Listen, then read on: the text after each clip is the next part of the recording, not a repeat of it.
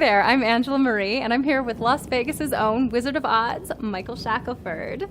So this is our second video where we have questions that you all have sent in to us, and we're going to put those to Mike. So we're going to go from the general gambling to personal questions. Are you ready for this, Mike? I'm nervous, but go ahead. All right, well, we're going to start easy. I'll go easy on you. All right. So one of the first questions that we had is, when did you first realize that you had a love of numbers? I have always liked numbers, but I would say that when I got to algebra, that's when I really started to discover my affinity for it. You know, suddenly math was no longer just boring multiplication problems, but it started to get interesting.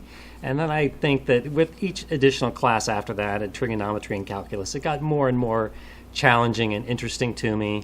So that's why I chose to major in math in college. And so I would say I discovered it around the age, 11 or 12.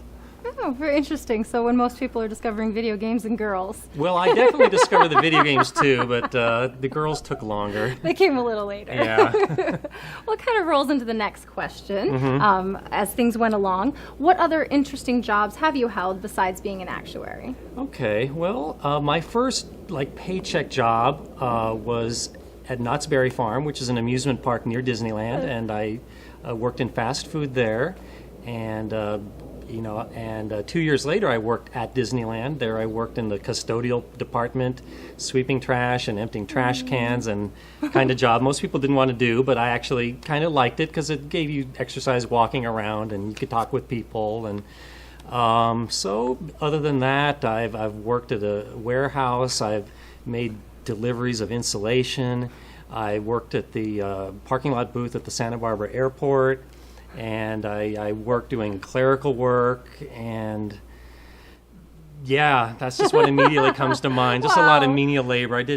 Unfortunately, I did data entry for a long time. That was terribly boring. That's really surprising. Yeah. It's hard to picture you doing that. Yeah, that was kind of the low point in my life. Don't really want to talk about it. Okay, well, moving right past that, something a little bit more fun then. Yes, please. We all know that fitness is very important to you, and you also love data collection and numbers, clearly. So do you use any type of data collecting Fitbit or other brand name device like that helps you track things? Now, you would think that I would be a geeky kind of person and just love gadgetry like this, but no, it's to each his own. I have nothing against products like that, but to me it's just all about work. There is no shortcut to fitness. You got to put in hours and you got to do it tough workouts. So I think the challenge is finding workouts or exercises or sports that you like and you can get up and do every day. And so, as my website readers know, I'm into unicycling, bicycling. I do boot camp workouts, hiking, kayaking, generally outside stuff that doesn't involve a ball and isn't a team sport. But fitness is important to me, and I probably exercise at least 2 hours a day and probably average more like 4. Wow, I'm impressed. Well, thanks. Now watch me die early. Oh, God, don't say that. Oh, my God. No, well, actually, I was just kidding. Hey, that leads right into the next question. We did have one of your viewers want to know what legacy you hope to leave to gaming after you retire, not pass away. Okay. Well, it's not like I'm trying to change gaming. It's more like I'm trying to change people and teach them.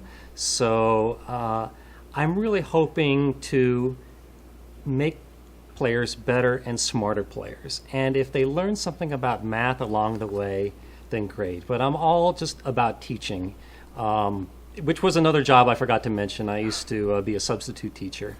So it's all about playing right no matter what the game is. Well, since we're getting a chance to ask the really personal questions, this one's pretty personal, but we're going to give it a shot.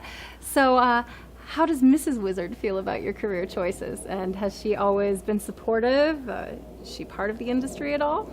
Well, before this, I was a government actuary in Baltimore with a comfortable GS-14 position, and convincing Mrs. Wizard to leave this comfortable, secure government job to go into the unknown world of self-employment in the gambling business was not easy. In fact, it took like a solid year to convince her, and then another solid year to get her to agree to move from Baltimore to Vegas. So she definitely went kicking and screaming, but things have worked out well for me. So I think in the end it all worked out.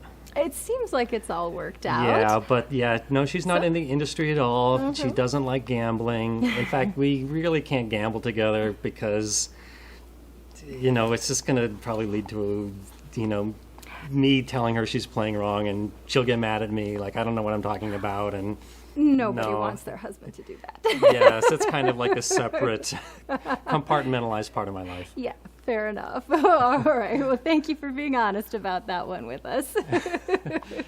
I'm an honest person. I try, at least. You are. Well, speaking of honest and difficult topics, hopefully this is a nice, easy one, but do you have any second thoughts or regrets about having sold your site? No, that was easy. Yeah, that was a really hard decision to make, and I won't go through the whole story, but it was very tough, and everyone was advising me not to do it, but I was kind of put into a position where I didn't have much choice in the matter, but it worked out really well. I mean, my boss who bought the site has completely lived up to his end of the agreement we made on the sale and working for him.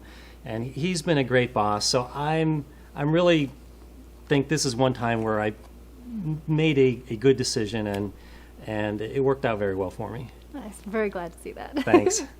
So I want to go back to something that you mentioned about how you used to be a government worker. It was actually for the Social Security Administration, yes. if I'm correct? Uh-huh. Well, we did have someone want to know your opinion on whether or not you believe that that's still going to be a feasible system in the future.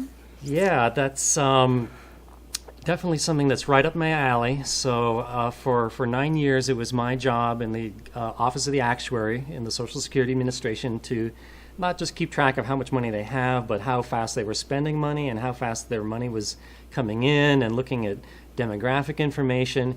And it was easy to see that we were in we had a long-term problem on our hand with a huge glut of baby boomers approaching retirement at the time, followed by a generation where there weren't many kids. And and it's still a problem. And we are facing a demographic crisis in this country where people are, it's a good thing people are living longer, but it's very expensive to have people living a long time and being on retirement for 30 years. So I think that tough choices have to be made now, lest we have to really become an emergency later. So very simply, I am a proponent of increasing the retirement age and increasing Social Security taxes. There's just no shortcut around it like private savings accounts. That was just a shell game. Ultimately, as a society, we need to be working harder and on retirement a little bit less if we want to have a long-term solvency. So that's my opinion. Seems there are certain questions that came up again and again. Yes. And here's a topic that definitely comes up quite a bit. Mm-hmm. Well, now that there's been a little bit of time, can you talk about any of your experiences at the Venetian? Would you ever get into a situation like that again? Any thoughts? Well, yeah, as my website readers know, I was offered a job at the Venetian, which was on a part-time basis, which I took, and it lasted 4 months, and it did not end very well.